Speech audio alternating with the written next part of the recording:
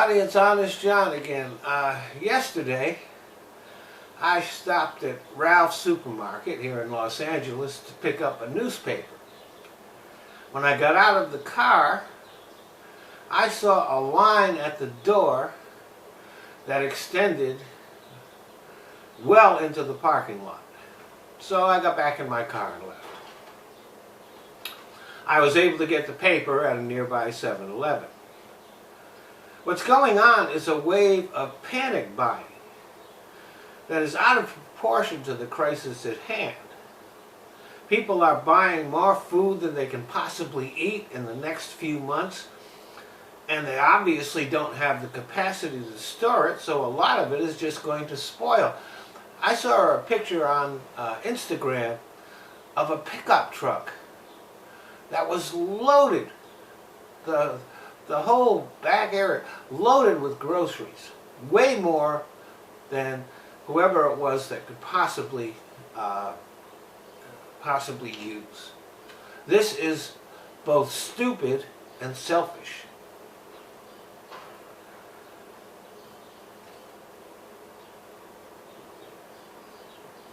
They've cleared the shelves of the store of toilet paper and paper towels, and think about how irrational this is.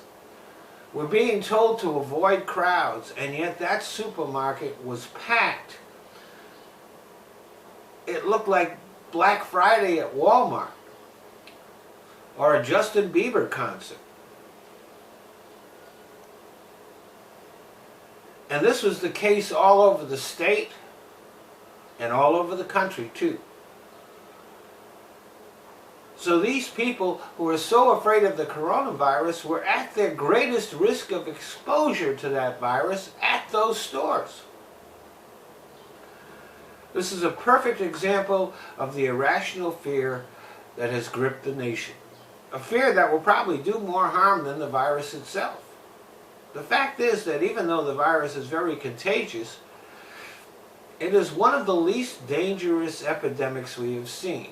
Now, I'm not saying that it's not dangerous. It's especially dangerous to people like me, older people, and it's very dangerous to people that have pre-existing medical conditions,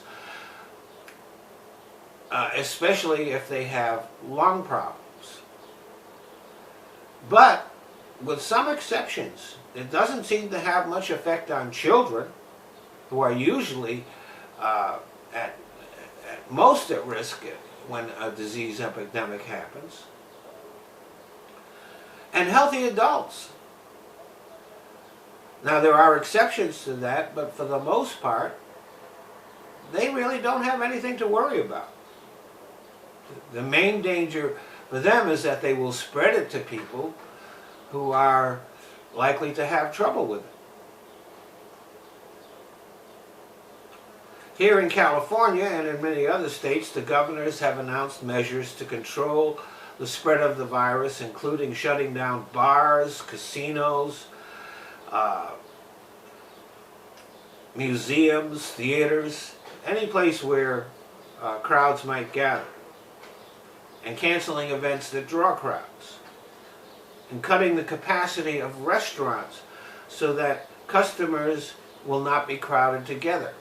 The whole social distancing thing is if you're in a restaurant, instead of having every booth filled, what's going to happen is that you'll have a booth with people in it, and then an empty booth, so that the next booth over, the people will be further away from the other people in the restaurant. Much of the fear, as I mentioned, is irrational. But a lot of it stems from the fact that we have a president who obviously has no clue what he's doing, and has demonstrated that he is completely incapable of learning anything new. Every time Trump speaks, the public becomes more afraid, the stock exchange plunges, and the situation gets worse. His ignorance and dishonesty have created the impression of a federal government that is flailing, rather than responding. Perfect example. Last week, Trump said that testing was available for everyone. But when people tried to get tested, they couldn't because the tests aren't available. And the last time Trump spoke, he said that most people shouldn't bother getting tested. When, in order to curtail this virus, we have to find out who has it and keep them separated from other people. So this was a very dumb thing to say. Here is the stark and unvarnished truth. However you felt about Hillary Clinton, she is smart and competent. We chose an idiot instead. If she was president, the federal response would have been much better. We would have been much better prepared for when the virus got here. And people would have had a lot more confidence in their government, and there would be a lot less panic. Thanks for listening.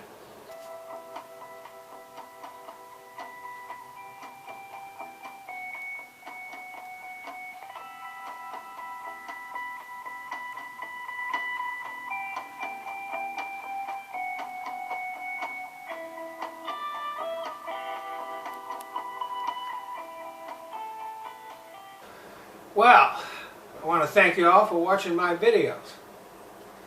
But there are certain changes that Google has made to YouTube, which, since I'm a smaller channel, means that I can't monetize my videos. So I found places where I can. So instead of watching my videos here on YouTube, I'd appreciate it if you go either to Patreon or to Top Buzz. They let me monetize videos, and I don't even have to put commercials on. So, if you want to become a patron on Patreon, that's fine. If you don't, you can still watch the videos there. I've just kind of given up on YouTube. YouTube is just a place that I use so that I can put my videos in other places. So, Patreon, Top Buzz, the links are in the description box. Thanks a lot.